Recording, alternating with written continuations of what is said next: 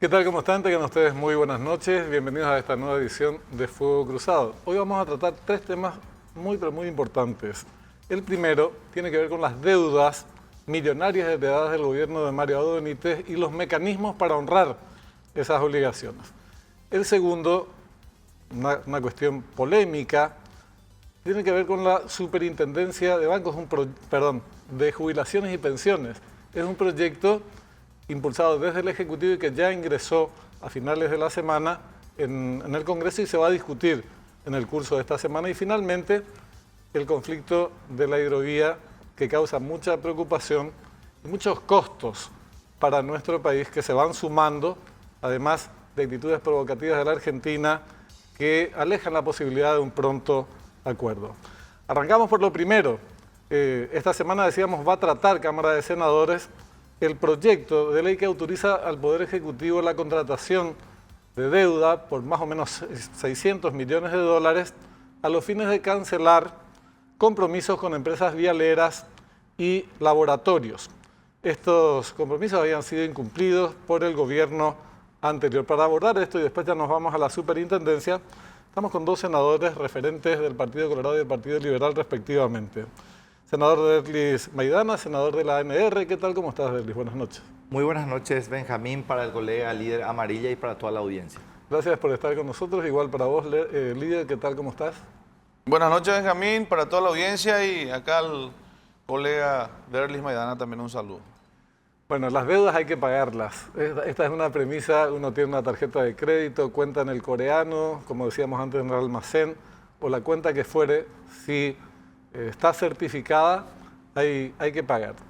La pregunta que nos hacíamos, Derlis, es ¿por qué a estos dos sectores, vialeras y laboratorios, a los que hay que pagar porque se les debe, pero por qué solamente a ellos dos?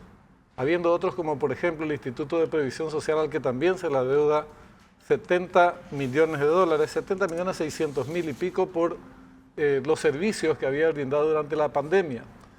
Pero en relación al proyecto en sí, 600 millones de dólares para reactivar o potenciar, impulsar las obras públicas y los laboratorios en exclusiva. Explícanos por qué estos dos. Así es, dos Benjamín. Desde el proceso de transición ya los ministros designados en ese momento, Fernández Valdovinos y su equipo con el ministro saliente, Oscar Llamosas, venían trabajando para tener una certidumbre de cuántas eran las deudas del Estado en las diversas reparticiones públicas.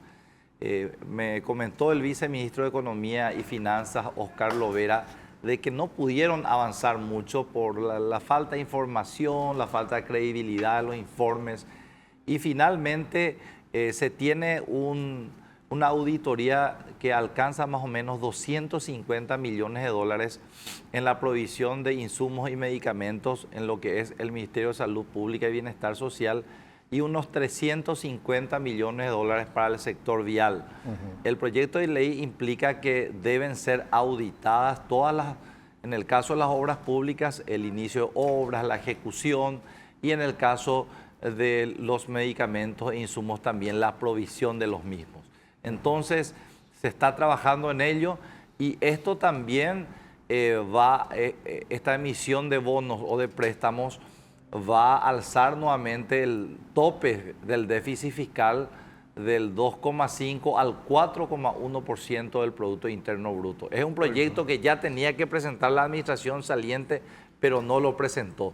O sea que si esas deudas están certificadas, están auditadas, lo que corresponde naturalmente es el pago, más todavía en salud pública, donde tenemos que tener luego ya con el gobierno actual la provisión de los servicios y la provisión de los insumos. Y en obras públicas, a pesar de la pandemia, incluso hemos tenido siempre, no pararon las obras y yo creo que eso va a lograr a fin de año de que el Paraguay sea la economía de la región que más crezca, con una proyección del 4,5% de superávit este año. Líder, ¿qué posición tienen ustedes, la bancada liberal, la multibancada que integran con otros otros grupos políticos sobre este proyecto del Ejecutivo? Bueno, Como mencionaste, Benjamín, las deudas deben ser honradas. Eso es categórico. Lo que a nosotros, o lo que a mí en particularmente me preocupa es la falta de sinceramiento del presupuesto. Voy a resumir en términos más coloquiales, como se dice. Si nosotros recaudamos 100 al Estado paraguayo, si 100 millones recaudamos, deberíamos de gastar 100 millones. Pero ¿qué pasa con esa recaudación? Pasa que se va todo en costo, en el sostenimiento del aparato estatal, llámese funcionarios públicos en general, gastos en general, se gasta más de lo que se tiene, se gasta más de lo que se ingresa. Entonces, para poder hacer algún tipo de inversión, se endeuda el Estado paraguayo y cada vez más se va endeudando y endeudando más, ¿verdad? Entonces, lógicamente, esta deuda que se está tratando ahora se tiene que honrar, pero para el presupuesto 2024 también está previsto nuevamente una cantidad importante, creo que algo así como 1.000 millones de dólares o más en créditos que se tienen que sacar nuevamente para inversiones. O sea, estamos en enero del próximo año, del presupuesto 2024, se está previendo ya otra vez endeudarle al país. Y eso es una cuestión preocupante porque en algún momento, es como la economía de una familia, en algún momento el Estado va a entrar en un momento de cesación de pago, no va a poder pagar más lo que se gasta en el Estado paraguayo. Entonces, lo que debería de proponer el administrador del Estado paraguayo, que es el presidente de la República, es reducir los costos y no aumentar salarios, por ejemplo, de tal manera que se pueda honrar esos compromisos. Entonces, yo creo que la forma en que se está encarando de entrada luego los gastos del país, los gastos del Estado, es lo que tendríamos que discutir, ¿verdad? A profundidad seguramente se está estudiando en las comisiones de Hacienda y en la bicameral, todo eso se va a estar estudiando, pero básicamente yo te puedo decir, Benjamín, que el Estado paraguayo va a entrar en algún momento en un nivel de endeudamiento que no va a poder ser honrado esos compromisos. Porque ¿quién le da crédito? Vamos a una persona física, ¿quién le da crédito al que está sobreendeudado? ¿Quién le da plata al que está debiendo de más? Que es lo que puede ocurrir en algún momento. Y en particular con respecto, porque este proyecto, como decís, se va a tratar en comisiones ahora ya en estos días. Y pronto probablemente se lleve al pleno del Senado. A la hora de votar un proyecto de esta naturaleza, están las deudas, se van a hacer auditorías para certificar que las obras se hicieron o que los medicamentos se proveyeron y todo lo demás, y a partir de ahí hay que pagar. Entonces, ¿cómo pagas si no es contratando deuda? Porque el Estado tiene solamente dos mecanismos: aumentar los impuestos o contratar deuda. Desgraciadamente no existen otras fuentes de financiamiento. ¿Qué van a hacer con respecto a este proyecto a la hora de seguramente esa votación? Básicamente nosotros no podemos ser irresponsables, ¿verdad? Nosotros tenemos que ser responsables, de alguna manera hay que pagar estos compromisos previa verificación de si las deudas fueron asumidas y en forma, como se dice, ¿verdad? Hubo una contraprestación a cambio de esa deuda, porque, por ejemplo, el informe de la Contraloría General de la República, el Contralor, habla de unas deudas millonarias en el IPS que no hubo contraprestación. O sea, se debe, pero no hay los productos que se proveyeron, ya sea informática, lo que sea, medicamentos y compañía. O sea, no hay.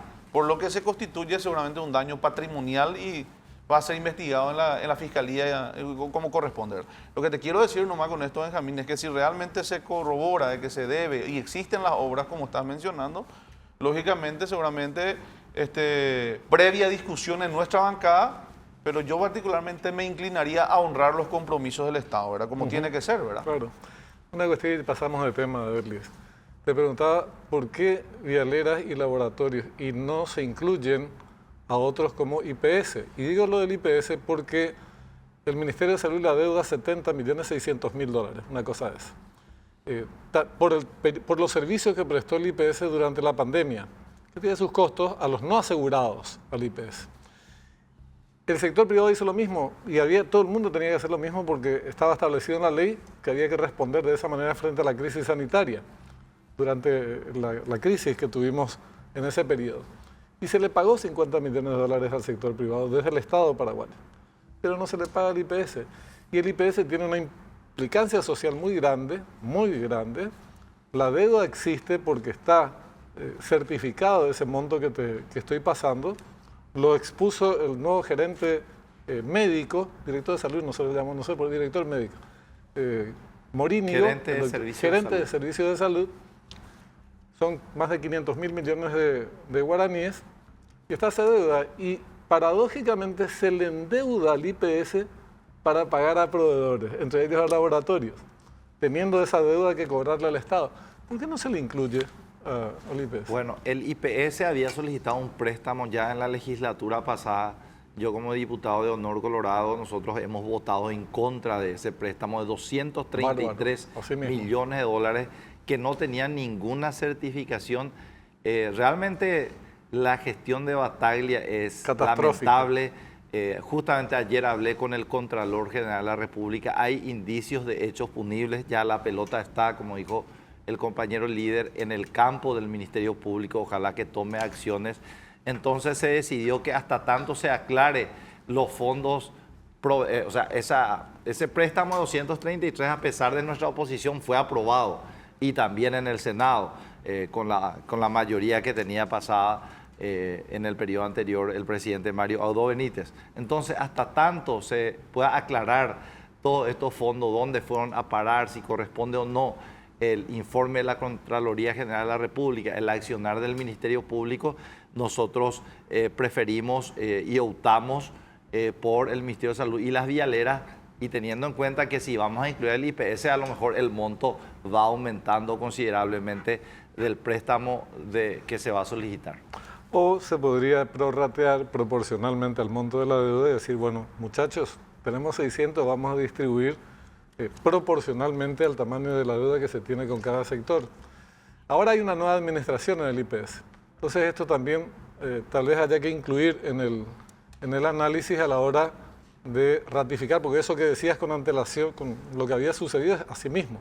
Se le endeudó groseramente al IPS para algo desconocido. Hoy tiene más deuda de la que tenía a finales del año pasado, cuando se aprobó la ley aquella de endeudamiento del IPS, hasta 250 millones de dólares. Y sin embargo, se tiene deuda más financiera más deuda a los proveedores. Una barbaridad. Pero bueno, eso seguramente va a ser objeto porque es un reclamo de los jubilados. Mucho hay que hacer en el IPS para aclarar todas estas cuestiones. Sin duda. Tema IPS. IPS es un temazo. Lo que pasa es que hay 1.500.000 paraguayos que dependen de esto. En su atención a la salud y en su jubilación presente y futura. Y está el proyecto de superintendencia. Ya generó polémica, seguramente estas se van a desarrollar con más intensidad. Yo incluso no descarto que pueda dar lugar a conflictos si no se ordena el debate con mucha claridad. Y los cuestionamientos que se hacen al proyecto se dan dos planos.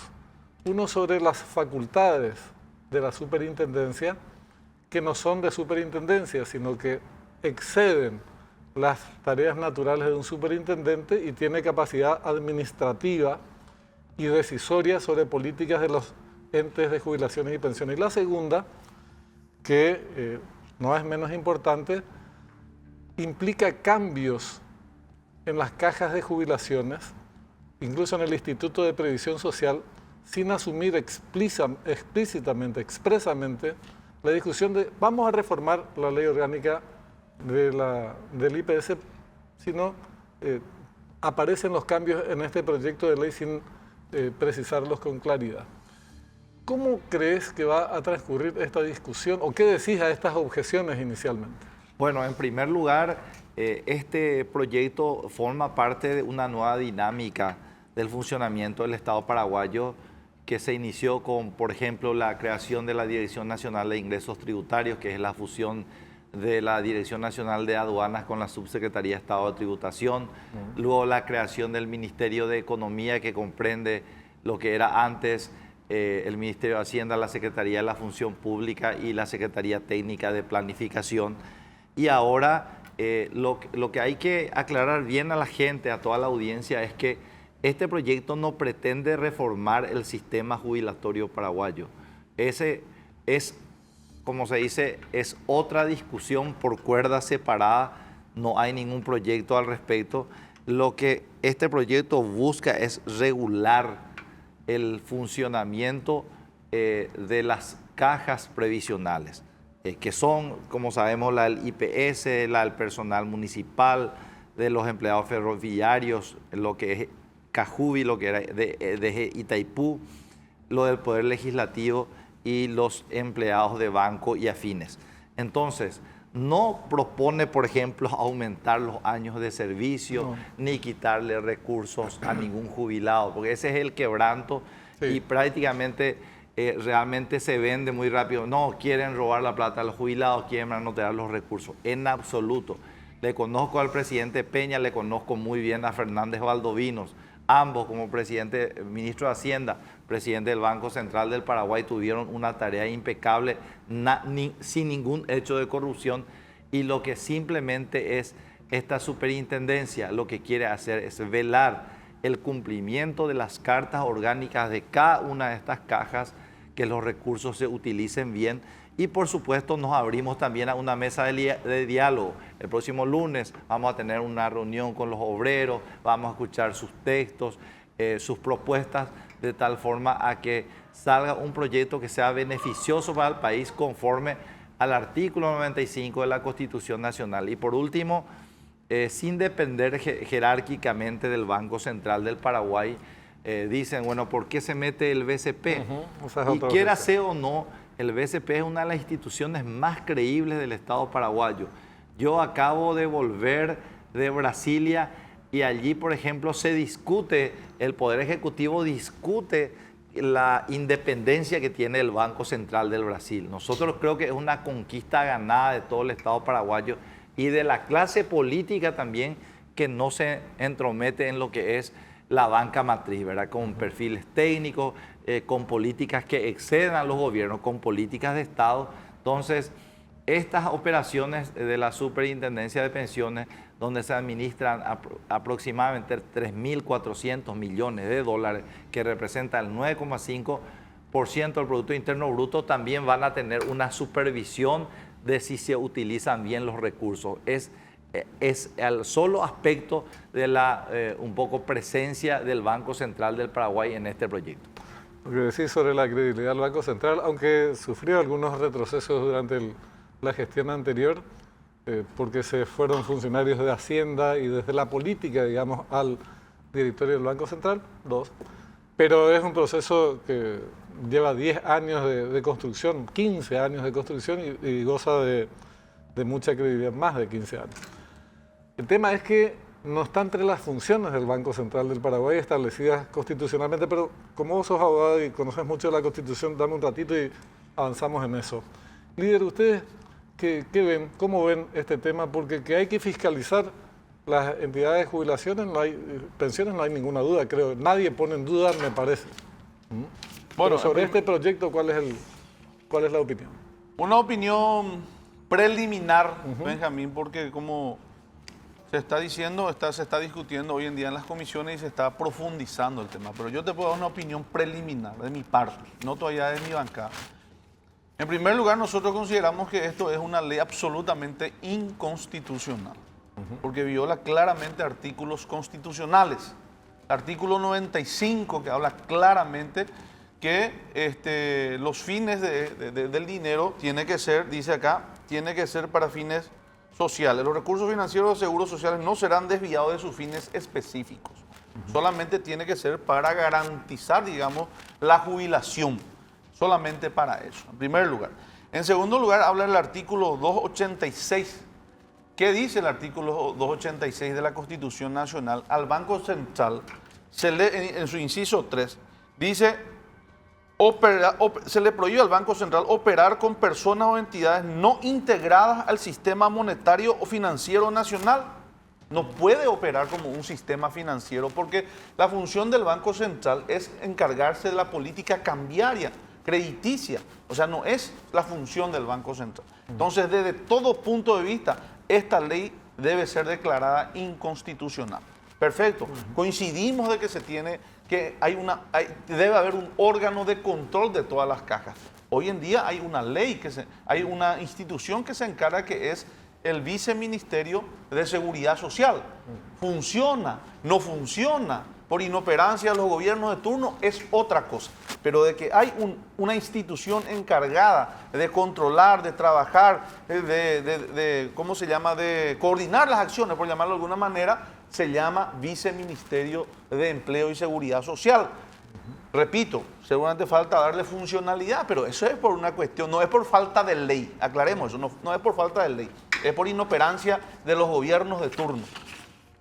Y para terminar esta parte, Benjamín, para contestar un poquitito de este tema, acá lo más razonable sería crear una mesa de trabajo donde participen los trabajadores, donde los trabajadores, empleadores y por supuesto representantes del gobierno, y ver un mecanismo apropiado para que se pueda hacer funcionar las cajas y hacer una reforma integral de los años, completo se tiene que estudiar. ¿Por qué te digo? Porque esta ley como está, tiene carácter confiscatorio, Benjamín, suponiendo que se aprueba, que es inconstitucional luego, suponiendo que se aprueba, tiene carácter confiscatorio y expropiatorio. En uno de los artículos, por ejemplo, habla de que solamente con un perito tasador, el superintendente puede vender todas las propiedades del IPS, que tiene 900 millones de dólares aproximadamente tiene el IPS. Imagínate lo que es estas propiedades que están sobre la avenida España, el Hotel Guaraní, que están Isla de Francia, allá cerca del Shopping del Sur. Solamente un perito tasador va a tasar cuánto cuesta y vende como quiere. Pueden disponer, pueden regular leyes y pueden intervenir con policía, auxilio judicial, en caso de que no se cumpla, digamos, en las cajas. O sea, es absolutamente irracional, digamos, la aprobación de esta ley, Benjamín. Deli, sobre la constitucionalidad que te adelantaba y ahora desarrolló bastante. Sí. No, el artículo 95 habla de que el Estado velará y que no se ha apartado de sus fines los haberes jubilatorios. Y acá nosotros sostenemos claramente de que no se podrá disponer ningún tipo de recursos que administre la superintendencia. O sea que las cajas van a seguir administrando esos recursos. La superintendencia no va a tener la posibilidad de vender, o sea, de transferir, de hacer ningún tipo de transacción. Y eso claramente en las comisiones lo vamos a modificar, esa inquietud que tiene el senador líder Amarilla. En cuanto al BCP, por supuesto sí es un poco más discutible, ¿verdad? Porque tiene razón él cuando habla del tema de la política financiera, principalmente cambiaría la función del BCP, pero operaciones tan importantes, como le dije, por valor de casi 4.000 millones de dólares que representan el 10% del Producto Interno Bruto, también tienen que tener una mirada de una entidad matriz importante y creíble como es el Banco Central del Paraguay. O sea que eso es categórico. Acá no se va a aumentar los años de servicio, no se va a desviar en ningún momento los haberes jubilatorios. Y con respecto a la inquietud del tema del ministerio, el Viceministerio de Empleo y Seguridad Social, nosotros hablamos que debe ser más integral el proyecto, en razón de que no solamente habla de los funcionarios activos, que son 955.000 aportantes, sino también incluyen 177.000 jubilados. Es por ello que creo que, y le voy a invitar acá al senador a participar de las mesas de trabajo, porque lo que queremos es que justamente por falta de regulación o por esta anarquía que haya, que no pase mal lo de Cajubi, que la plata del jubilado de Itaipú se le dio a un venezolano y sabemos ya el resultado, cuánto tiempo se mal administró lo del IPS. A lo mejor con esta superintendencia el presidente del IPS va a tener más, sabe que el control va a estar sobre él, sobre su consejo de administración, así como las demás cajas, y lo único que pretende es que se utilicen bien las plata de los asegurados y de los jubilados este proyecto. Hay 3 artículos. Aparte de la discusión más amplia sobre el carácter constitucional o no de este proyecto, hay 3 artículos que probablemente sean los más polémicos. Tú quieres una síntesis nomás. Dice el 5, Las entidades de jubilación y pensiones podrán comprar, vender, arrendar, negociar e invertir sus activos en instrumentos, letras de regulación monetaria, en la bolsa de valores, en el sistema financiero en general, cosa que hoy tienen limitaciones expresas para hacerlo, en el caso del IPS. Y otros activos nacionales y extranjeros inclusive podrán adquirir. Entonces, hay modificaciones en cuanto al sistema o las facultades que tiene, en el caso del IPS, de operar en rubros en los que hoy no puede operar. Ese es el artículo 5. En el artículo 11 se habla de lo que vos mencionabas acerca de la regulación, pero puede regular desde la gobernanza hasta el tema inmobiliario, los bienes inmobiliarios. Tiene capacidad regulatoria sobre todo esto. Y en el 38 habla de derogar dos leyes, dos artículos de una ley. Cita el número. Buscamos el artículo de la ley y es la Carta Orgánica del Instituto de Previsión Social, que hoy se le prohíbe vender al Estado, contratar con el Estado, perdón, y ahí puede hacer ese tipo de operaciones con el Estado. Supongo que son los bonos y otras actividades. Entonces, una pregunta muy puntual para los dos, porque este tema va para discutir muchísimo. Tenemos que cerrar el programa y ustedes también tienen sus obligaciones. Y va a ser objeto luego de debate en los próximos días y semanas. ¿Por qué tenemos un proyecto tan largo de donde se pueden extraer interpretaciones distintas, contradictorias, a veces innecesariamente plantearse polémicas que no tendrían que darse? La ley orgánica del Banco Central tiene, en lo que respecta a la superintendencia, 4 artículos. Regla sus funciones en 4 artículos, del 31 al 34. ¿No sería bueno resumir este proyecto y decir, estas van a ser las tareas de fiscalización de la superintendencia? Bueno, eso es lo que vamos a trabajar en las comisiones. Yo tampoco estoy de acuerdo con el artículo 27, por ejemplo, que mientras dure sus funciones el superintendente sí, no podrá ser investigado. Si el presidente de la República puede ser investigado en cualquier momento, o un ministro de corte por el procedimiento de juicio político, nosotros, pérdida de investidura, todo esto, este tipo de acciones, ¿por qué vamos a darle a un superfuncionario? Entonces, me parece correcto que sean reglas más cortas, más duraderas y que busquen preservar la estabilidad de todo este sistema y por sobre todas las cosas, como dije, que ya las diversas cajas autónomas no hagan cosas, procedimientos a los márgenes de la ley. ¿Líder? Hay un problema de participación acá en esta ley, así en forma integral, Benjamín. ¿Por qué? Los dueños del dinero, ¿quiénes son? Los dueños de la plata, son los aportantes, ¿verdad? Los que, es como una cooperativa, ¿verdad? Los socios son los dueños. Bueno, los socios, los que aportan ese dinero son los dueños. Desde el momento en que el Estado tiene toda la facultad de disponer, reglamentar, invertir esa plata de ellos, ¿verdad? Solamente con un consejo donde hay un representante de un trabajador, porque hay un consejo que tiene representante un trabajador, el ministro de Economía, el ministro, bueno, 5 integrantes, solamente un representante tienen los trabajadores, lógicamente no va a tener la fuerza para poder proteger los intereses de sus afiliados y de sus asociados, que son los que pusieron la plata. En conclusión, por eso yo dije que tiene carácter confiscatorio. El Estado va a disponer la plata de los trabajadores en la forma en que ellos crean conveniente. Eso es lo grave, Benjamín. Entonces, acá el Estado puede decir, bueno, yo voy a hacer una inversión de préstamo, puedo hacer una inversión aquí, allá, puede disponer como quiera y ahí va a producir realmente un problema grave. Yo creo que la solución, porque debemos buscar también una solución al tema de los jubilados. Nadie desconoce que hay un problema de los jubilados, porque va a ser insostenible a corto tiempo también esto. Entonces, definitivamente hay otros mecanismos como una mesa de trabajo que podemos ir replanteando esto. Pero no esta ley que es inconstitucional.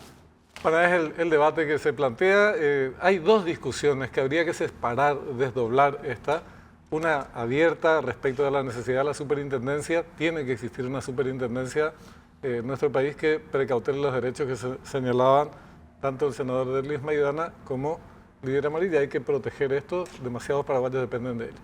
Y lo otro tiene que ver ya con aspectos relativos a la reforma previsional, que se mezcla en el debate.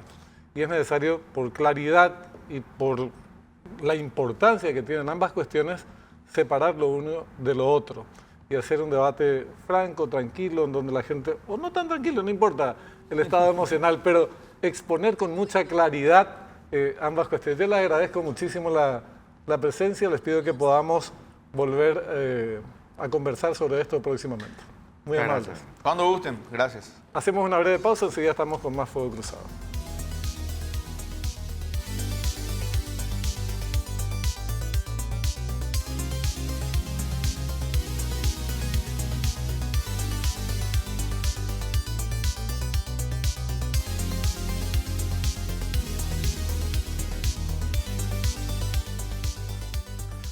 Segundo bloque de Fuego Cruzado, como anunciábamos al comienzo del programa, vamos a abordar el tema de la hidrovía, un conflicto que ya tiene casi un año.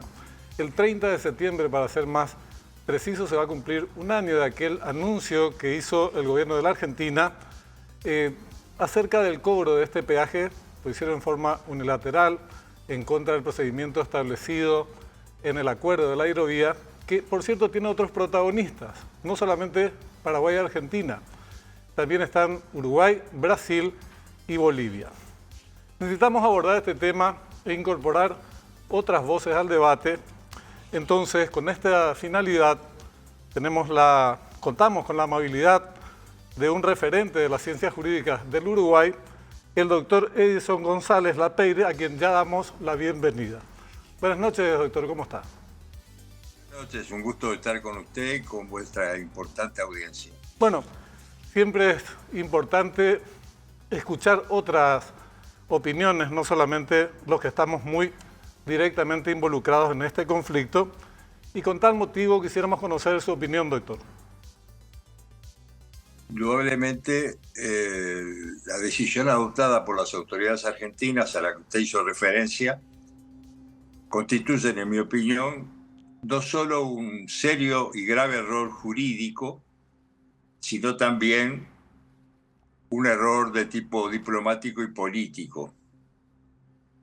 Es un grave error jurídico porque está en abierta violación por el Acuerdo de Santa Cruz de la Sierra, en particular con sus artículos 5 y 6 de ese acuerdo, que establece claramente que no se pueden establecer gravámenes de ningún tipo sin el acuerdo de los otros miembros del sistema, y por el artículo 6 que establece el principio de la igualdad de tratamiento. Pareció a mí una cosa grosera el haber establecido, además de la tasa de peaje de $1.47 por tonelada de registro neto de los buques o embarcaciones, un sistema discriminatorio en cuanto al monto a pagar por esa tasa a que estamos haciendo referencia.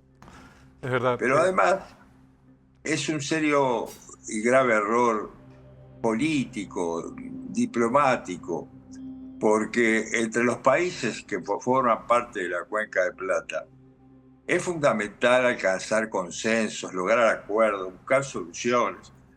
Y realmente una medida decretada de forma unilateral, dejando de lado los mecanismos que están establecidos no solamente en el Acuerdo de Santa Cruz de la Sierra, sino incluso en el Tratado Madre, que es el Tratado de Brasilia de la Cuenca de Plata, que fue el que fijó el marco jurídico no solamente de este acuerdo, sino también del Tratado de Función del Mercosur. Me parece a mí un serio grave error diplomático y político. Ya vamos a requerir también la opinión acerca de cuáles son los caminos por los cuales debería transitarse a los fines de hallar una salida de este conflicto. Por momentos pareciera que mengua un tanto, que se suaviza, pero muy rápidamente vuelve a escalar. Y este parece ser el factor dominante. También contamos con la presencia, a quien agradecemos por la gentileza de asistir a esta charla, del ex canciller del Paraguay, Eladio Loizaga. ¿Qué tal, Eladio? ¿Cómo estás? Muchas gracias, muy buenas noches para el doctor Fernando. Un gusto compartir con él este programa y contigo, a las órdenes. Decía el doctor González Lapeyre, yo creo que se refería, hacía mención a dos artículos muy precisos del Acuerdo del Mercosur, el artículo 5, perdón, del Acuerdo de la Hidrovía, el artículo 5 y el artículo 6. El primero referente a que tiene que haber una contraprestación de servicios, del cual se deduce que tiene que haber una contraprestación de servicios para plantear en el seno del Acuerdo de la Hidrovía Paraguay-Paraná este tipo de peajes. Y el sexto, que no puede haber discriminación, y como lo están haciendo, en este momento se cobra en pesos para los buques de bandera argentina y para el resto en dólares. Entonces hay una cuestión muy seria. Pero ¿en qué momento del conflicto estamos, Eladio? Yo, Benjamín, quisiera ratificar lo dicho por el doctor Fernández en el sentido de la importancia que se da al artículo 5 y 6, Fernando González, perdón. Y también yo quisiera agregar el artículo 9, porque el artículo 9 claramente establece que para fijar una tasa debe haber un servicio efectivamente prestado, porque al regreso de la Secretaría de Energía habló de tasa y se entendía algo distinto a peaje, ¿verdad? Pero la tasa es también un monto que se impone, ¿verdad? Una obligación que se impone por el uso de los servicios que prestan. Ahora, vos me preguntás en qué momento estamos.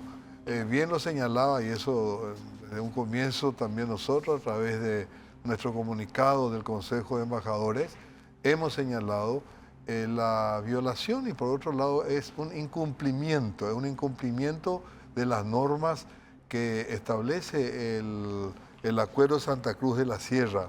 Además de eso, en lo que hace fuera del tema peaje, la libertad de tránsito también está establecido en la Convención sobre Derecho del Mar. Hay un capítulo, el artículo 127, donde claramente establece la libertad de acceso tanto del mar para adentro como de adentro hacia el mar para los países sin litoral. Es un capítulo exclusivamente destinado a estos países. Y es más, señala que deberían facilitar todo lo necesario para que no se considere un costo adicional y lo pongan en una inferioridad de condiciones al acceder al mercado internacional. Ahora, esto es una introducción. ¿Dónde estamos? Yo creo que si esto ya se viene trayendo hace semanas y no meses de una indefinición por parte de la Argentina. Hay un comunicado de los 4 países signatarios, partes del Acuerdo de Santa Cruz de la Sierra, y lo que aquí queda es ir al arbitraje. Se establece el protocolo número 5, que forma parte del acuerdo, establece que cuando hay controversia o diferencias, jurídicamente, racional y civilizadamente, vayamos a un arbitraje, se establece el procedimiento y el tiempo en el cual ese arbitraje, los árbitros darán su fallo y tendrá que cumplirse de una u otra manera. Doctor González Lapeyre, en este conflicto, decíamos al comienzo, tiene visiblemente como protagonistas a Argentina y Paraguay, y no es casual. El comercio exterior de Paraguay, importaciones y exportaciones, se canalizan un 80% a través por vía fluvial. Entonces es el más afectado obviamente por esta decisión de Argentina. Pero ¿cuáles serían las consecuencias políticas en materia de integración, jurídicas, en caso de que Argentina no revisara esta postura que ya la había anunciado hace un año y que la comenzó a concretar hace algunos meses?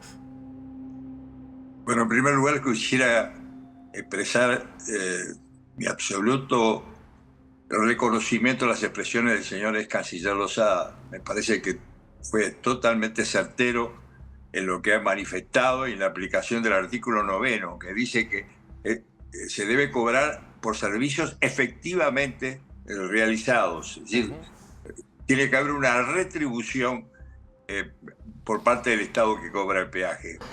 Pero además quiero agregar con respecto a la libertad de tránsito algo muy interesante. En la Convención Preliminar de Paz de 1828, donde surge la República Oriental del Uruguay como Estado independiente, se establece ese principio. Y la Confederación Argentina en el año 1852 lo consagra y también lo determinó el presidente del Paraguay, Carlos Antonio López, en un decreto del año 1854, la libertad de tránsito y la libertad de navegación. Es un principio fundamental que debe imperar, debe prevalecer en todo el examen de esta problemática. Ahora, yendo concretamente a los caminos de solución, es obvio que hay que recurrir a la negociación. Es decir, no se han agotado esas instancias. Yo creo que la República Argentina está viviendo un momento muy especial, dado que el próximo mes se realizan las elecciones en ese país, y hay que tener un poco de paciencia en la gestión que pueden realizar los diplomáticos a cargo. Pero yo apuesto a una solución diplomática y creo que no va a ser necesario recurrir al protocolo adicional que tiene el Tratado de Santa Cruz de la Sierra, que es el de solución de controversias y que prevé como última ratio ir a una solución de un juicio arbitral. Pero no se pueden hacer ambas cosas. Digo, desde una posición relativamente más fuerte, que es reclamar derechos que están siendo conculcados, como que se basan en principios muy antiguos sobre la libre navegación y acuerdos muy específicos suscritos entre los países que integran el acuerdo de la hidrovía. ¿No se podría plantear en paralelo, en tanto se aguardan decisiones políticas de Argentina, iniciar acciones jurídicas que en todo caso después se pueden retirar si prosperan los acuerdos en el campo político y diplomático? Bueno, sí, indudablemente se puede hacer. Yo preferiría agotar la instancia diplomática para después ir a la vía arbitral. Nosotros con la República Argentina tuvimos una controversia muy fuerte en el año 2007 por la construcción de la planta de pastas de celulosa en las costas del río Uruguay. La Argentina tomó la decisión de ir a la Corte Internacional de Justicia. En definitiva, la Corte, por una ordenanza del 10 de abril del año 2010, no hizo lugar al planteo argentino y bueno, eso le costó a nuestros países un dinero muy importante, porque ir a un juicio arbitral significa darle participación a los abogados, a mis colegas y también a los árbitros que tienen derecho a cobrar sus honorarios. Yo pienso que hay que agotar las instancias de una negociación y si se ve que en la negociación diplomática no se alcanza un resultado, entonces sí proceder a la vía de un juicio arbitral. Eladio, ¿hay chances por la vía política y diplomática, sobre todo considerando lo que decía recién el doctor González Lapeire, respecto a que Argentina está en un proceso electoral y los antecedentes con los que se cuenta hasta el momento indican que no existe voluntad política de resolver el diferendo? Entonces, esta controversia es pues, muy probable, por no decir seguro, que se va a mantener como mínimo hasta las elecciones y hasta la asunción de un nuevo gobierno que no sabemos cuál va a ser. Entonces, frente a ese panorama tan incierto, ¿sería prudente seguir apostando como única vía a la diplomacia y a las negociaciones políticas, o habría, según tu punto de vista, que iniciar también, como de hecho lo anunciabas recién, acciones legales? Yo le quisiera expresar al embajador González lo siguiente. La situación de Uruguay frente al Paraguay es totalmente distinta.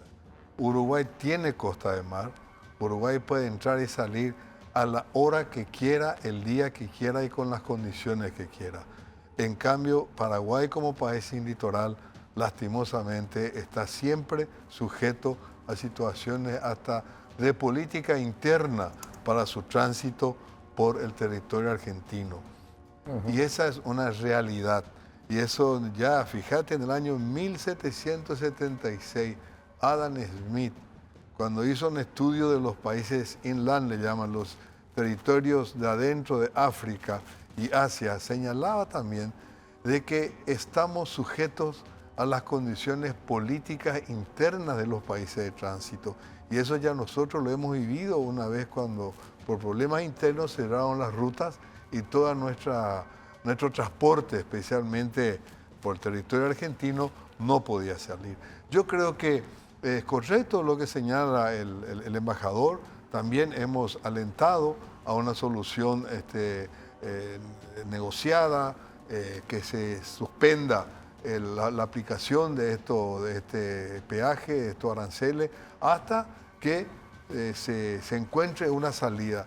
Pero para mí lo más importante, embajador, es de que no podemos estar sujetos a situaciones o voluntades políticas. Aquí hay un acuerdo, hay un tratado, tenemos que tener certeza jurídica en nuestro actuar. Y cuando firmamos un acuerdo, nos obligamos a ese acuerdo tal cual como establece la Convención de Viena sobre el derecho de los tratados. Se pacta y se cumple lo pactado. Y para nosotros es muy importante tener esa certeza jurídica, que la certeza jurídica nos puede dar en un momento dado un tribunal arbitral. Doctor González Lapeyre, con este aporte que hace el ex canciller sobre la realidad de Paraguay como país sin litoral marítimo, incorporando este elemento, ¿qué opinas? Tiene toda la razón. Es indudable que es diferente la situación de un país mediterráneo a la situación de mi país. Y eso está previsto, como él bien manifestó, en la Convención de Derechos del Mar de las Naciones Unidas, de las cuales yo tuve el privilegio de participar como presidente de la delegación uruguaya en ese proceso que termina en Quinto, Jamaica, en el año 1982. Tiene toda la razón el ex canciller Lozada al respecto. Yo creo que, bueno, están sobre el tapete las dos instancias, ir directamente a la vía de la controversia y la solución arbitral, o, como yo estoy planteando, primero agotar la etapa de negociación diplomática y luego ir a la vía arbitral. En lo que a mí refiere, si yo tengo que hacer un planteo, y acuerdo que a esta altura de la vida, el mes que viene cumplo 89 años y he estado más de 60 años vinculados a esta temática, la propuesta que yo formularía para buscar una solución consensuada sería la siguiente. Se suspende, se deja sin efecto la aplicación de la tasa de peaje. La República Argentina se compromete a realizar obras que van a mejorar las condiciones de navegabilidad en el tramo Confluencia-Santa Fe. Y una vez que esas mejoras beneficien las condiciones de navegabilidad del río Paraná, entonces acordar una tasa de peaje dentro del seno de la Comisión del Acuerdo o de la CIH, del Acuerdo de Santa Cruz de la Sierra, para que esa tasa sea efectivamente retributiva de los servicios que se prestan, como dice el Acuerdo de Santa Cruz de la Sierra. Eladio, planteamientos similares me parece que ya se han barajado como iniciativas que no prosperaron. Yo comparto con lo que señala el embajador en el sentido de que agotar la instancia de las conversaciones diplomáticas, lo que señalaba él de suspender la aplicación, eso entiendo que ya se había propuesto por parte de las autoridades nacionales. Interín se convocara a una reunión del CIH, el Comité Intergubernamental de la Hidrovía, para efectivamente estudiar, revisar y si realmente existen una mejora como se establece en cuanto a los servicios que se prestan, entonces se establece un peaje, pero basado en el principio, como lo señalaba también el embajador, punto 5, ¿verdad? El 6, perdón, que hace referencia al trato nacional. Ahora, quiero también ilustrarle al embajador lo siguiente. Él sabe perfectamente bien y caramba, un honor estar dialogando con alguien que fue presidente de la delegación del Uruguay en la Comisión sobre Derechos Humanos de Naciones Unidas, ¿verdad? Fue una lucha larga, esa él lo conoce porque lo participó, yo era más joven y estaba mirándolo, Pero en 1815, en Viena, en el Congreso de Viena, se consagra la libertad de navegación de los ríos, el Mosela, el Rin, ¿verdad? Y se tomó eso como un principio, un reconocimiento de Europa. Fíjate que nosotros recién en 1967, 198 años después, por un acuerdo que se firmó entre Stroessner y Onganía, se reconoce la libertad de navegación y todavía con algunas condiciones, que era el pilotaje y otras cosas más, ¿verdad? Pero sí, yo creo que habría que intentar agotar esa instancia y tener una certeza de que esto se va a respetar el acuerdo y que no tengamos en el futuro nuevamente depender de situaciones políticas que por las circunstancias del momento tengamos que tener un retroceso. Doctor González, ¿cómo evalúa el protagonismo de los demás países integrantes del acuerdo de la hidrovía Paraguay-Paraná? En el caso de Uruguay, Brasil y Bolivia, conocimos la suscripción de un documento, conocemos las posiciones, pero ¿qué participación práctica y qué grado de interés tienen en avanzar en la solución, empujar hacia la solución de este conflicto? Bueno, yo puedo hablar por la República Oriental del Uruguay, obviamente no puedo hablar por los demás países que integran el sistema de la hidrovía. Mi país ha sido categórico en adherirse a la declaración que reclamaba que no se innovase por parte de la Argentina en el sistema que regía hasta septiembre del año pasado. De modo que en eso el Uruguay ha sido muy categórico en adherirse a la posición paraguaya en esta materia. Ahora, es evidente que el Uruguay está muy interesado desde el punto de vista comercial en una solución, porque las cargas que vienen por la hidrovía Paraguay-Paraná pasan por el Río de la Plata. Muchas de ellas son transbordadas en el puerto de Nueva Palmira o en el puerto de Montevideo. Es decir, para nosotros el Paraguay es no solamente un amigo, es un socio desde el punto de vista del transporte y se le han dado siempre facilidades. Yo fui presidente de la Administración Nacional del Puerto del Uruguay y siempre tenía un lugar de privilegio reservado para las cargas paraguayas del puerto de Montevideo. De modo porque nosotros tenemos un interés comercial en que esto se solucione rápidamente y de la mejor manera posible. Es decir, que hay un compromiso político, diplomático y también un interés comercial indudable. Doctor González Lapeyre, le agradecemos mucho por el tiempo, muy amable. No, me he sentido muy honrado por el privilegio que me han brindado de brindar mi opinión y hacerlo con una figura tan distinguida como la del canciller Lozada. Muchísimas gracias. Y felicitaciones por su próximo cumpleaños. Muy amable, muchas gracias. Muy amable. Eladio, a modo de cierre, el conflicto se da inclusive en el marco de este conflicto actitudes provocativas. Primero fue lo de Massa, después viene la secretaria de Minas, la señora Flavia Rollón, se compromete a no hacer públicos los contenidos de la reunión. Esa misma noche escribe en Twitter y da una interpretación muy sesgada en función de los intereses de Argentina, malintencionadas incluso. Pasa eso, después hay declaraciones del embajador nocivas a los intereses, lesivas de los intereses paraguayos. Es citado, medio se disculpa. Después retienen una barcaza 48 horas en Yacyretá. Estamos en el imperio del doble discurso también. Sí, hay que negociar, hay que dialogar, pero en la práctica se van poniendo obstáculos. ¿Se puede presumir que algo podría avanzar de aquí a la instalación del nuevo gobierno en la Argentina, o eso es una utopía y habría que seguir con los intentos negociadores, asumiendo que son muy contradictorias las posturas de Argentina entre lo que dice y lo que hace, y avanzar por el campo jurídico?